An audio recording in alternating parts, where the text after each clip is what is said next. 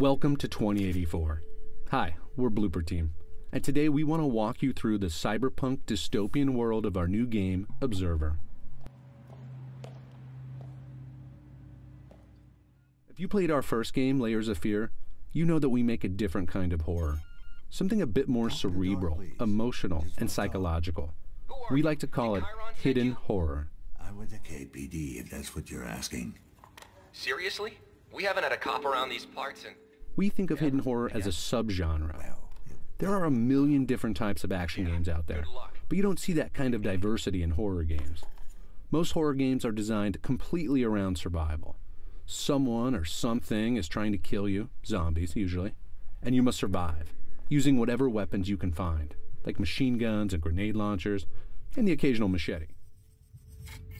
Still fresh.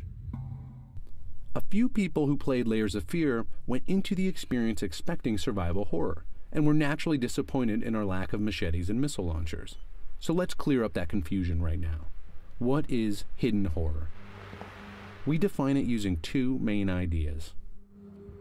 The first is the subject. What is this game about? The axis on which the whole story and gameplay revolves. In Layers of Fear, the subject dealt with the edge of sanity. That cliff where sanity ends and insanity begins, and then jumping right over. In Observer, the subject is the boundaries of our own humanity. Where does our humanity begin, and where does it end? The proverbial fight between man and the machines we create. The deepening reliance on technology in our everyday lives. How that technology can be used as a tool, but also as a weapon. Don't be afraid. After the subject, the second element of hidden horror is catharsis. We want to scare you in such a way that you are going to feel a release. We want to draw out the horror that hides within you. The horror that hides within us all. We'll help you to confront those fears, look them straight in the eye, and let them go. Damn it, still no connection. Listen. One of the fans of Layers of Fear put it best. So that's what it feels like to be I insane. can get whoever's responsible for this if you help me find him. So what does it feel like to be an observer? Observers are neural detectives. They have the authority to hack people's minds and relive their memories as a way to solve crimes. The device on Dan's wrist is the DR3AT, or as it's known to observers, the Dream Eater. The Dream Eater is what allows Dan to hack into people. The idea of inserting yourself into the mind of another is just one of the ways we test the boundaries of humanity, the boundaries of the individual. If someone is inside your head, are you in fact you anymore? Is the ability to force the deepest memories from a person morally acceptable? One could argue it's a new form of psychological rape. That's certainly how the Class C citizens of Krakow feel here in the year 2084. They are scared to death of observers and refer to them as leeches. If you read the tech headlines of today, this frightening future doesn't feel that far off. We already overshare on social media. We are also beginning to augment ourselves with implants like RFID chips and prosthetics. Has technology changed you? Are you being influenced without being aware of it? These are the type of questions we want you to ask yourself as you play Observer.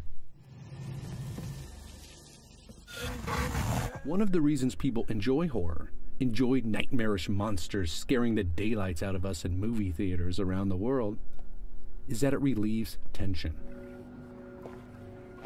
That's what catharsis is, emotional release. But in games, you make the choices. You decide what happens. That's much more powerful than simply watching a movie on a screen. You experience and interact with the horror yourself. Because of this, you are constantly asking yourself as you play, why am I afraid? Why does this feel wrong? What am I really afraid of? In this dystopian future, if you really stop and think about these questions, you'll experience what we like to call Catharsis 2.0. This is a release from fears you didn't even know you had. That's some next level catharsis right there. Is it morally acceptable to hack a person's mind? Even if the person gives their consent, the observer will have complete access to that person's entire memory. They can find, take, and use whatever they want.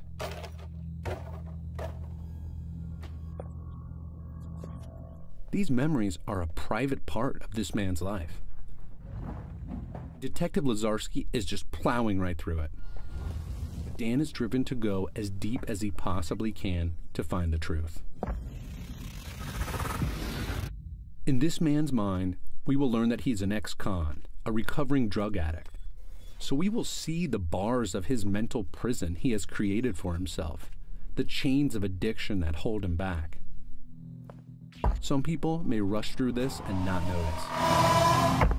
But those of us who stop and think about what we are seeing will experience something quite a bit more nuanced and layered. Everything is a symbol.